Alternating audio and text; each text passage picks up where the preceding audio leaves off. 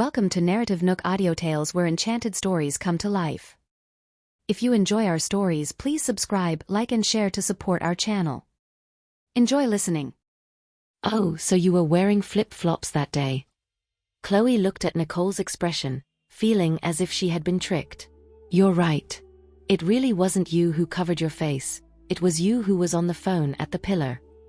Everyone followed Nicole's lead and looked at the person next to the pillar in the footage. Even with the sunglasses on, they could easily identify Chloe, given their familiarity with her. Chloe, were you really on the phone there? Miley, who loved her the most, spoke up to guide her. Yeah, I was on the phone there talking to my manager.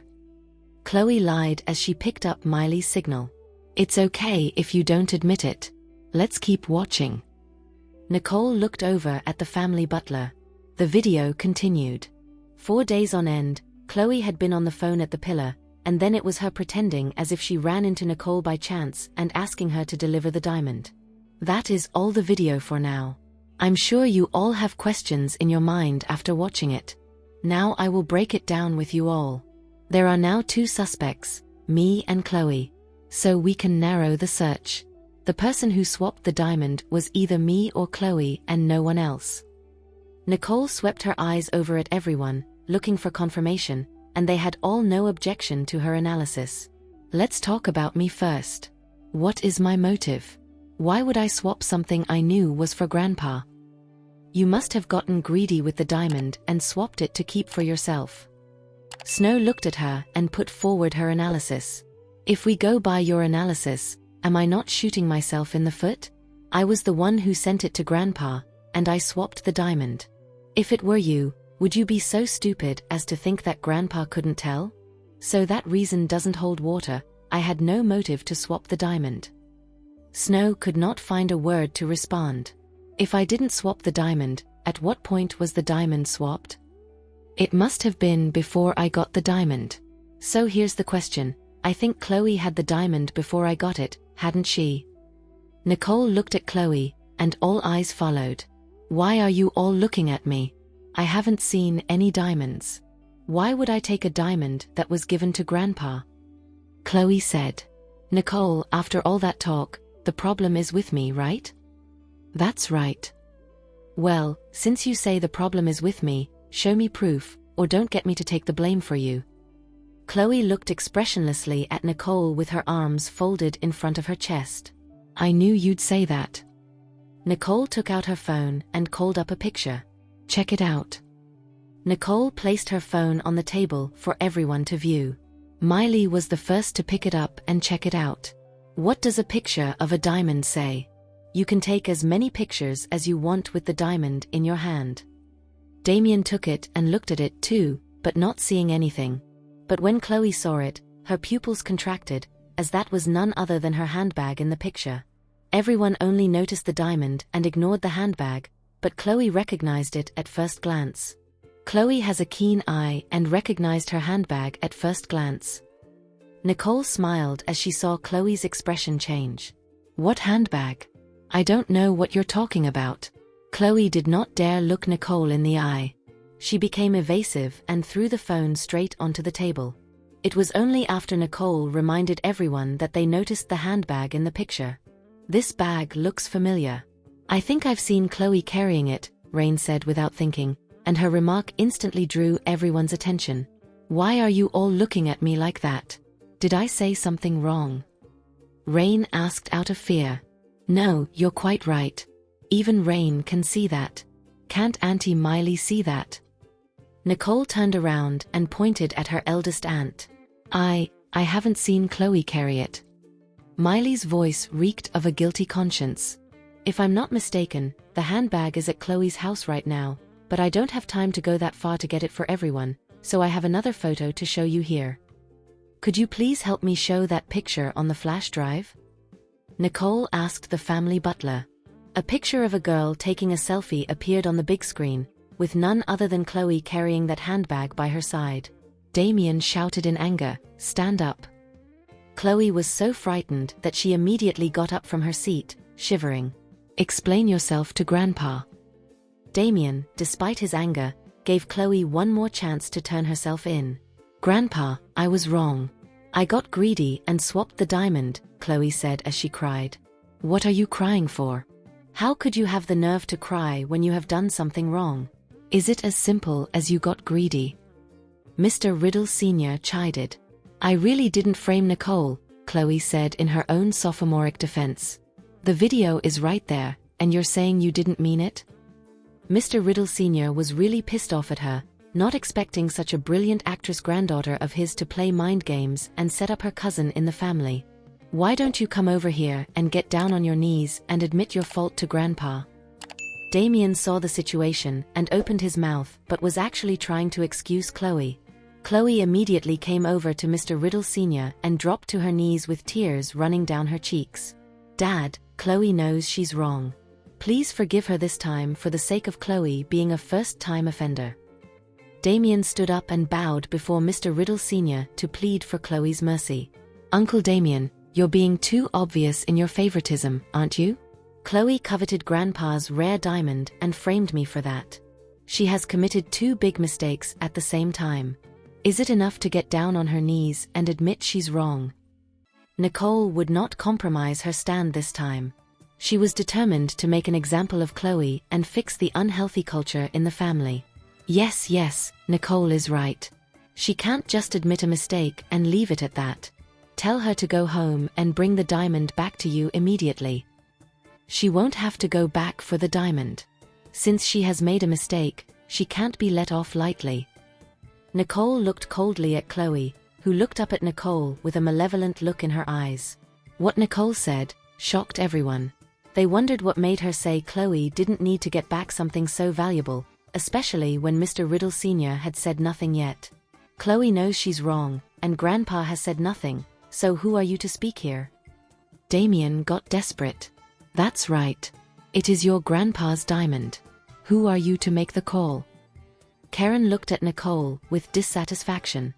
Everyone else complained about Nicole. Nicole is qualified to say that. After all, she is the victim. I think this matter is at Nicole's disposal. Mr. Riddle Sr. let Nicole decide Chloe's fate. Dad, how can you let a junior? Mr. Riddle Sr. glared at Damien, and he immediately shut up. When the others at the table saw Damien was afraid to speak up, they did not dare to intercede on Chloe's behalf. They looked at Nicole to see what she would do to Chloe. Nicole swept her eyes across the faces of everyone, and they all looked at her, feeling angry but afraid to speak out.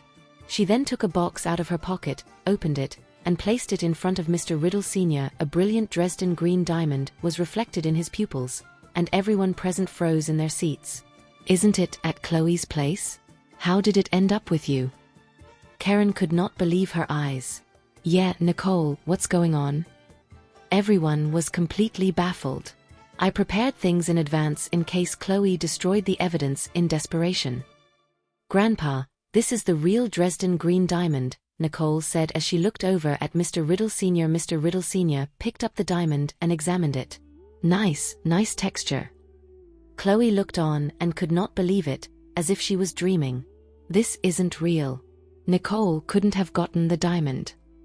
She thought she had hidden it securely, and no one else in the world would find it but her. She had tried to blackmail Nicole with the diamond, but that no longer seemed possible. Chloe, you overestimated yourself. When you targeted me previously, I could ignore it for Grandpa's sake, but not this time. You are targeting Grandpa now, and I can't look the other way any longer. Nicole's eyes were penetrating as if they could see through Chloe's chest. As of today, Chloe may not come to Grandpa's house, and her heritable right be taken away, Nicole announced in a warmthless voice. How can this be? Dad, you can't just watch Nicole do whatever she wants. Miley spoke up and pleaded on Chloe's behalf. To agree to Nicole's announcement would be tantamount to removing Chloe from the Riddle family and would be a death knell to Chloe's future in the family. Yeah, Dad. That's too heavy a punishment, isn't it? Others also spoke up for Chloe. Just do what Nicole says. Mr. Riddle Sr. was utterly disappointed in Chloe. Mr. Wallace Sr., I'm so sorry for what is happening today. I will pay a visit some other time. Mr. Riddle Sr. made amends to Mrs. Wallace Sr. and then simply got up and left the dinner. Seeing that Mr. Riddle Sr. was gone, Nicole looked at Mrs. Wallace Sr. Grandma, let's go home too.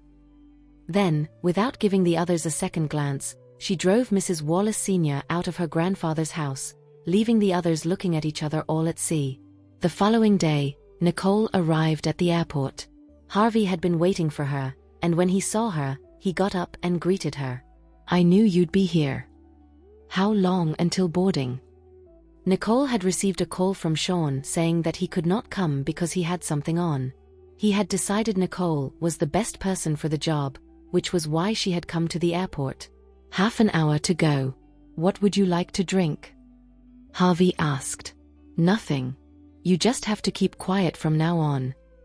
Nicole sat down and plugged in her headphones, and read a book. Harvey saw Nicole's response and was dumbfounded. He had no choice but to sit next to her, quietly looking at his phone, his eyes glancing over at Nicole every now and then. Soon the board call sounded. Harvey waved his hand in front of Nicole's eyes. Time to board. Nicole got up and headed straight for the boarding gate while Harvey followed like an attendant. On the plane, Nicole still said not a word to him except to listen to music or to rest, occasionally looking out at the clouds. Harvey could not resist and spoke. I hear the Aegis Corporation seminar is quite large. We can take this opportunity to socialize with the officers of multinational corporations. Okay, you go ahead, Nicole said, and her reply bewildered him. But he was still happy because it was the first thing she had said to him all the time she had been on the plane.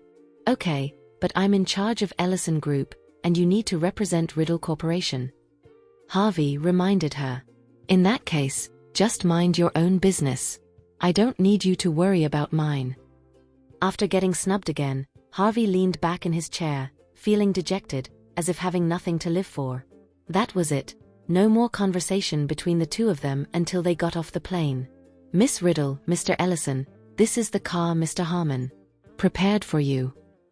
A man in a suit walked over to open the door for Nicole. Nicole gave him a look and got in. It looks like I'm just piggybacking your good graces with Mr. Harmon. Harvey understood that no one else had a special car to pick them up from the airport. Only they did, and it must be because of Nicole. Nicole did not bother to talk to him but looked out the window. How come he gets so talkative? As the car stopped at a 5-star hotel, the man in the suit looked at Nicole. Miss Riddle, this is the hotel Mr. Harmon arranged for you. Have a good rest here today. The seminar is tomorrow, and a car will come to pick you up by then. Nicole nodded in acknowledgement and then walked into the hotel. The lobby manager, who was already waiting at the door, rushed forward to greet Nicole when he saw her approaching. Miss Riddle, this way please. The manager escorted them upstairs. This was the first time Harvey had experienced this kind of treatment on business abroad. This was often the case back home, but it was not always possible to get a car and a hotel manager to serve you abroad. It is a status symbol. Scott's company was based abroad, with subsidiaries at home. His father liked the living environment back home, so he bought an estate in the country for his father and would fly back and forth to visit him from time to time. In the massive hotel room, Nicole sat by the window looking out at the view, but her mind was on Zane and Carl. They had not contacted her for a long time. She took out her phone to contact them. Carl, are you guys okay? Where are you now? I'm in Lanningborg. Don't worry. Lanningborg? I'm here too. I just got off the plane. Send me your location. I'll come find you. Really? Okay. Nicole received Carl's location and opened the door as she was ready to go out. Are you going out? Harvey stood at Nicole's doorstep, just about to knock on the door. Yeah. What's up? Nicole looked at him. Nothing. Where are you going? It's so boring here. I want to go for a walk too. Harvey looked at her with a smile. He was looking for Nicole to ask her to go out for a walk, not expecting to run into her going out too. Nicole closed the door and headed for the lift without answering his question. Out of the hotel, Nicole waved down a taxi and got in. Harvey was just about to get in too, when Nicole stopped him. What are you doing? Out and about with you, of course. Harvey looked at her with a stunned expression. I have got something on. Do your own shopping, Nicole said as she mercilessly closed the car door and then told the driver to drive off. Harvey was dumbfounded in his spot. What the hell? She has gone off by herself. He quickly waved down another taxi, got in, and told the driver, follow that taxi in front of you. After the taxi drove on for a while, Nicole noticed a taxi following her behind. She knew it was Harvey and said to the driver, change of plan. Go to the central business district. The taxi stopped at the shopping street, and Nicole headed inside a mall. Harvey hurriedly told the driver to stop and then quickly got out of the car. Seeing Nicole enter the mall, he looked around and followed. Why make going to the mall such a mystery? Then he gave chase. Afraid that Nicole might spot him, he could only follow at a distance behind. Nicole knew Harvey was following her, so she went into one shop, got out, and then entered another, moving around randomly. After watching Nicole enter a shop, he found a coffee stand and bought himself a coffee. He was about to finish his coffee, but Nicole had still not come out, so he cautiously walked toward the shop. Looking around for a moment without seeing Nicole, he called over a shop assistant and asked, where did that woman in black go? I think she has gone over to that side. Harvey went to check out inside. As he walked and saw another door, he smacked his head with his hand. She must have gone out through this door. He quickly went out through that door to look for Nicole, but the mall was packed, and he could not locate her. Frustrated, Harvey found a bench and sat down to take a rest. He had lost her after following her so far. Nicole walked out of the mall to the side of the street, got into a taxi, and headed toward Carl's location. Once arrived, she gave a few knocks on the door with a special code, and Carl opened the door from the inside. Nicole entered at once. Is the wound in your arm okay? Carl had been worried about Nicole's gunshot wound. It has long healed. What are you doing over here? Nicole asked. One of the production plants of the company that held the last product launch is here. Zane asked me to come and investigate, Carl said. That company has a production plant in Lanningborg? Nicole was surprised. Yes. Curly Corporation not only has production plants in Lanningborg but also in several other countries.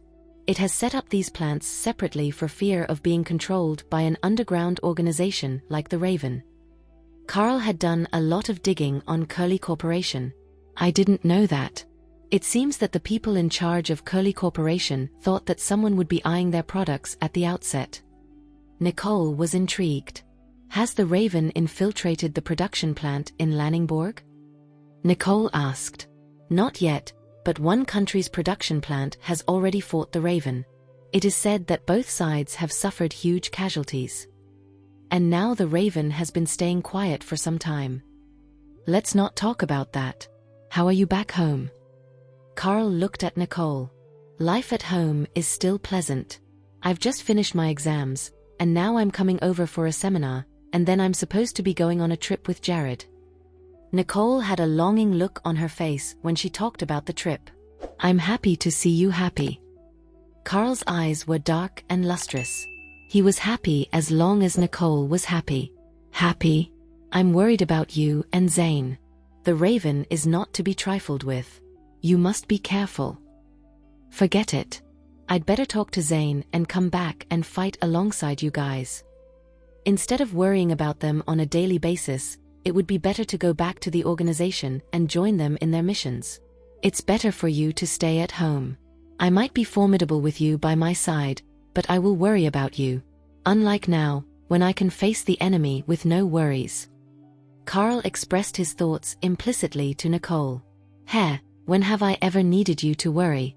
It is all about me worrying about you, okay? Nicole shot him a look. How many days will you be here? Nicole looked at Carl with lustrous eyes. Without incident, it should be 3 more days before I go to the next factory, Carl said with a serious face.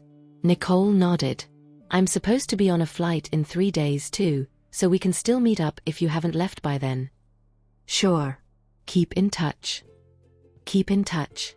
I'm leaving now. Nicole and Carl gave each other a hug, and she left in style. After returning to the hotel, Nicole heard a knock on the door just as she was about to hit the sack. She went over to answer the door and saw Harvey outside. "It is you again. What can I do for you?" Nicole looked at him impatiently. "Can we go in and talk?" Harvey looked around the empty hallway. "Let's talk here. I have to sleep." "Where did you just go when you were at the mall?" Harvey had been mulling this over since he got back and could not figure it out. "Just this." Nicole thought it was something serious, but it turned out to be asking her where she had gone. "Ah yeah, just this." Harvey looked at Nicole in bewilderment. Nicole slammed the door shut and went back to bed. Harvey was taken aback, wondering why she had closed the door before he could finish his sentence. Fearing that he would be laughed at, he slunk back to his room. The next day, Nicole finished washing up when there was a knock on the door. She reluctantly walked over to open it. Just as she was about to say something, she found it was not Harvey, who she found repulsive. "Miss Riddle, I've come to pick you up for the seminar." It was the man in the suit who had picked her up from the airport yesterday. "Okay, I will be downstairs in a minute," Nicole said, closing the door, grabbing her bag and heading out. Downstairs, Harvey was reading a book. Seeing Nicole approaching, he closed his book and got up to greet her. "Good morning." "Good morning." Nicole shot a glance at him and headed straight for the car without stopping. Harvey was used to the way Nicole treated him. He followed her into the car. Soon, the car stopped in front of a building. "Miss Riddle, Mr. Ellison, the seminar is on the 30th floor. Someone inside will receive you." "Thank you." Nicole politely thanked the man, got out of the car, and walked into the building. "Harvey, weren't you told the route and address of the seminar before you came?" Nicole asked as she walked. "Yup." "So how come you didn't tell me?" Nicole suddenly turned back to give him a sidelong glance before continuing to walk forward. "I'm sorry. I thought Sean had told you," Harvey said humbly. An usher was waiting in the lobby. When she saw Nicole and Harvey walk in, she came up to greet them. "Miss Riddle, Mr. Ellison, this way please." The usher led Nicole and Harvey to the meeting room, which was already full of people talking. Seeing Nicole walk in, Scott came over to greet her. "Miss Riddle, did you have a good rest yesterday?" "Yeah. Thank you, Mr. Harmon, for your hospitality," Nicole said politely. "Don't mention it. It's a great honor for me to have you here for the seminar. This way, please." Scott made a gesture of invitation and guided Nicole to the middle seat. "Quiet, everyone. This is Miss Riddle I was telling you about." Scott introduced Nicole to everyone. Silence fell in the conference room as people looked at Nicole and cast admiring glances. Miss Riddle is not only beautiful but also young and talented. A man praised. "It is indeed an honor for me to have the privilege of meeting you today." "Yeah. I have heard a lot about you, but today I'm finally meeting you in person." As everyone kept flattering Nicole, she smiled awkwardly in response, wondering if these people were faking admiration or true hypocrisy. "Please be seated, Miss Riddle." Harvey, who came in with Nicole, was sitting in the corner, ignored by everyone. He watched Nicole receive favor from everyone with envy. After the pleasantries, Scott got down to business. Today's seminar has two themes. One is for us to discuss the development of the manned flying car project, and the other is for you all to get to know each other. Everyone can now speak freely about the manned flying car project and express your opinions and ideas. Scott finished his speech and leaned back in his chair to watch. A man wearing glasses was the first to make a comment. "Let me say that manned flying cars are indeed a viable direction. According to our research on the current market, I think that within 1 to 2 years, ground transportation will no longer satisfy people's travel needs, and manned flying cars are a necessary trend, so we should form a research and development team and aim to have manned flying cars on the market within 2 to 3 years. I agree with Mr. Wyatt. Nowadays, we travel a very short distance only to get stuck in traffic, and time is wasted on the road. Isn't there a saying that time is life, and wasting time is wasting life? This is too costly. I don't think that anyone can afford to waste time." A middle-aged man put forward his opinion in a serious and composed manner. I agree with what the two of them said.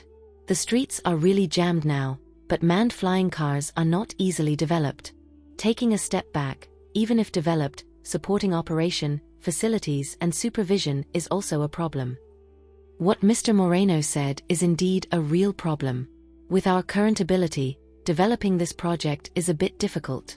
I suggest it is better to do some projects that we are good at. That way, we can do a good job, and we can get a return quicker. Yeah, time is money. The manned flying car project will be lucky if it can pay for itself in 5 years. During the seminar, everyone talked about their opinions and views. Only Nicole kept listening without saying a word. After listening to everyone's speech, Scott looked at Nicole. What do you think about the manned flying car project, Miss Riddle? We all know how hard it was back when we made the first atomic bomb. If we identify a goal and that goal is right, I believe that with everyone's concerted efforts, we can solve all the problems one by one as time goes by. A manned flying car is not a dream either. Nicole calmly expressed her opinion. Scott heard Nicole's speech and agreed with it. He did not expect Nicole to have such a vision at such a young age. Everyone, I think Miss Riddle has a point. Back then, our forefathers could stand on their own feet and struggle hard for the sake of the nation, and this kind of hard-working spirit is very worthy of our learning. As long as we have perseverance and determination, I believe that the manned flying car can definitely be realized, and all the hard work will produce value by then. So we don't need to worry. Scott calmly made a summary and statement. Now we vote by a show of hands. If we get a majority in favor, we will start the manned flying car project, and vice versa, to cancel. Scott took the lead and raised his hand. Since he had raised his hand, those people from the companies that were not as big as his looked at each other and also raised their hands. The result was that the majority was in favor. I declare that the manned flying car project is approved.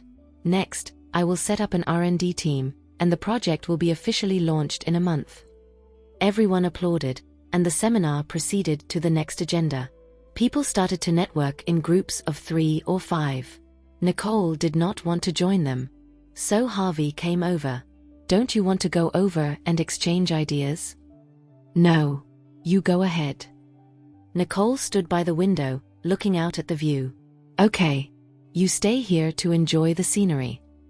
With that, Harvey headed into the crowd. Hello, Mr. Allen. My name is Harvey Ellison. Ah, Mr. Ellison. I've heard a lot about you.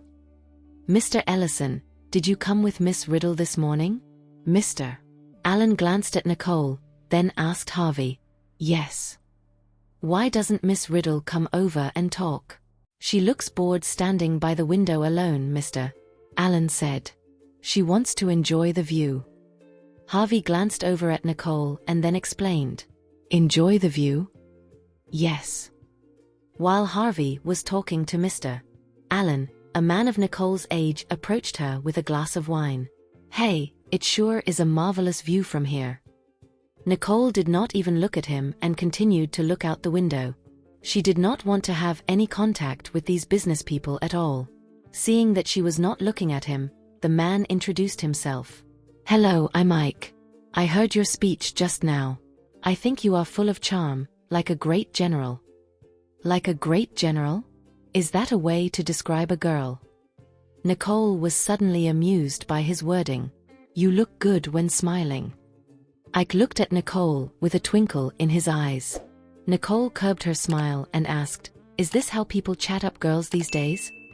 Chat up girls? I think you're mistaken. It's networking time. I heard you represent Riddle Corporation and thought I'd come over and talk to you. Ike explained. Nicole was indeed beautiful, but that was not the reason for his conversation with her. Nicole realized she had made a gaffe and apologized with embarrassment. I'm sorry. I can't believe I forgot. You know Riddle Corporation? Nicole looked at him with surprise, wondering how a foreigner knew about Riddle Corporation, which did not seem to be famous.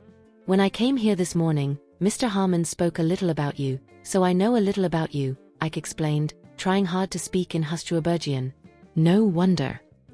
Nicole nodded in acknowledgement. Miss Riddle, can you share some of your ideas about the manned flying car project? Ike liked what Nicole had said before. He had been engaged in research in this area, so he had great expectations for this project. I know little about this project, and I just said what came to mind. Nicole did not want to talk too much with him because she was not too interested in the project. Okay, but I'm looking forward to seeing you in the R&D group. Bye. Ike could see that Nicole did not want to have much interaction with him and could only leave discreetly, but he admired her. After Ike left, Harvey came over to Nicole. You know that guy? Nope. How come he came over to talk to you if you don't know him?